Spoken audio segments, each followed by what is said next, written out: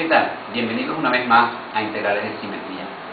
En esta oportunidad queremos hablar un poquito acerca de la teoría de funciones de primitivas de 3 dimensiones. Queremos de alguna manera extender nuestro criterio para evaluar y saber cuándo una función tiene primitiva o no tiene primitiva y qué es una primitiva propiamente. Esto nos va a ayudar también para que podamos, vamos a trasladar este concepto para que de alguna manera podamos explicar o justificar la existencia o no existencia de algunas primitivas de 2 dimensiones, como por ejemplo la función y igual f minúscula de x igual a la x cuadrado, que sabemos que no tiene primitiva. Vamos a ver que con este criterio que vamos a explicar ahorita, vamos a poder explicar por qué esa función de 2 dimensiones no tiene primitiva. Bien, para hablar de la primitiva, entonces nos vamos a ir como siempre a 2 dimensiones. Vamos a irnos al ejemplo de 2 dimensiones. Tenemos nuestra y, tenemos nuestra x y tenemos una función, cualquier función de 2 dimensiones. La función vamos a llamarla f minúscula, sobre la cual queremos calcular el área entre dos límites. Vamos a llamar el límite x igual a y otro límite x igual b, y queremos hallar el área de esa función bajo la curva de la función y la recta x. Bien, como sabemos, esa área, vamos a llamarla a, va a ser igual a la siguiente expresión: integral desde a hasta b de f minúscula de x de x. Bien, cuando nosotros calculamos esta área que está acá, esa área es un valor, un número real. Ahora bien, si nosotros queremos construir una primitiva, en vez de hablar de un límite fijo x igual b, vamos a hablar de un límite variable. Simplemente vamos a poner x desde a x. Entonces el área vendría siendo ahora de la siguiente manera: integral desde a hasta x de f minúscula de x de x. Entonces ya no sería un valor real, sino que sería un valor que varía. Ya sería, entonces tendríamos una función afín, lo que nos conllevaría pues a la primitiva f mayúscula de x, que sería ahora una función. Lo logramos a través de quitar uno de los límites y ponerlo como un límite indeterminado. O sea, al poner la x estamos diciendo que está indeterminado y queremos decir con ello que esta x se puede trasladar hacia la izquierda o hacia la derecha. Entonces podemos ver de alguna manera que la primitiva es un área donde la base de integración, o la base pues de esa área, se traslada, se pasea por todo el eje x de manera arbitraria, de manera indeterminada, y así de esa manera podríamos determinar que es una primitiva. Bien, si llevamos este concepto a 3 dimensiones, entonces dibujamos nuestros 3 ejes. Aquí tenemos el eje z, aquí tenemos el eje x y aquí tenemos el eje y. Vamos a dibujar nuestra función, que ya es muy conocida, la función f minúscula. Vamos a ponerla aquí, f minúscula de x y, z igual a f minúscula de x y igual a x más y.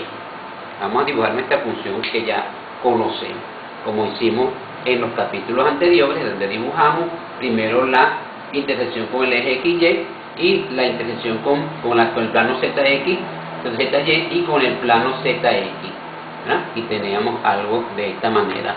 Hacíamos las respectivas proyecciones.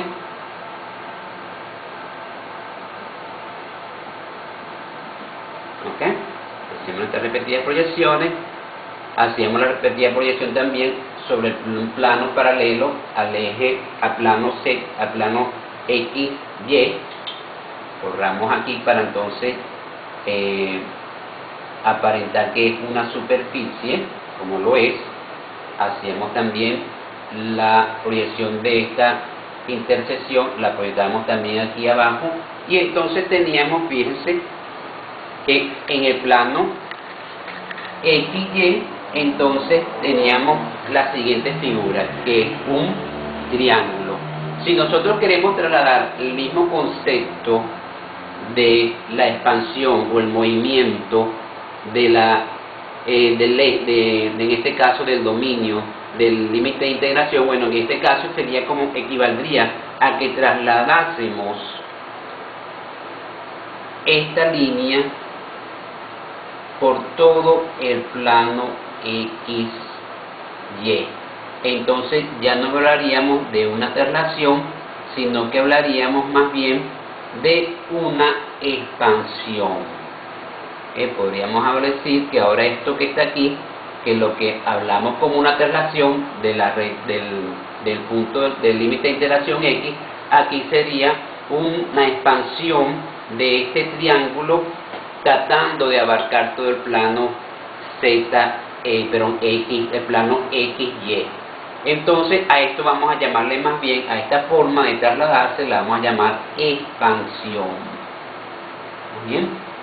Y en el caso, pues, cuando tratamos la función XY, f minúscula de XY igual a X más Y, o cualquier potencia incluso de ella, cualquier potencia enésima, la base se va a expandir de manera triangular. Entonces a esto le vamos a decir que es una expansión triangular. O sea, la primitiva correspondiente a cualquier potencia de X más Y va a ser corresponde a una expansión triangular. Bien, a esa expansión triangular sabemos que también le corresponde una simetría S igual a 3, ya eso lo vimos en los capítulos anteriores. Bien, entonces, además de ese tipo de funciones, también recuerden que podemos tener otro tipo de funciones también, como f minúscula de XY igual a X cuadrado más Y cuadrado, donde la expansión para este tipo de funciones va a ser más bien un círculo, ¿okay? O una elipse. ¿Está bien? En ese caso, de ese tipo de funciones, entonces para ese caso tendríamos una expansión que vamos a llamar circular, ¿okay? Expansión circular, aquí expansión circular elíptica, vamos a llamarla así. Elíptica, por supuesto, cuando ponemos coeficientes distintos a 1,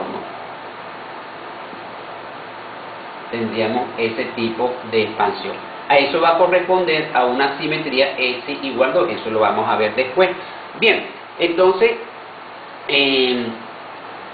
vamos a decir entonces que para que exista una primitiva debe haber una expansión. La base de integración debe expandirse en una forma geométrica. En el caso de este triangular, en el caso de este que está aquí, es circular. Bien, entonces esto va a ser importante porque para cada tipo de función lineal, por ejemplo, para X más Y corresponde una expansión triangular, y para este tipo de función X cuadrado más Y cuadrado corresponde una expansión circular. Entonces eso nos va a ayudar a establecer como criterio de que cada función, cada primitiva va a tener su tipo de expansión, su geometría de expansión.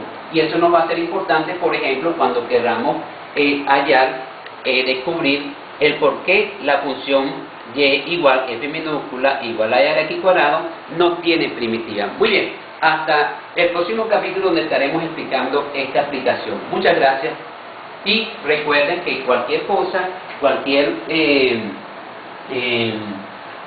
información más detallada la pueden buscar en mi libro, la cual pueden adquirir en morbo.com o en amazon.com. Muchas gracias y hasta otro interesante capítulo.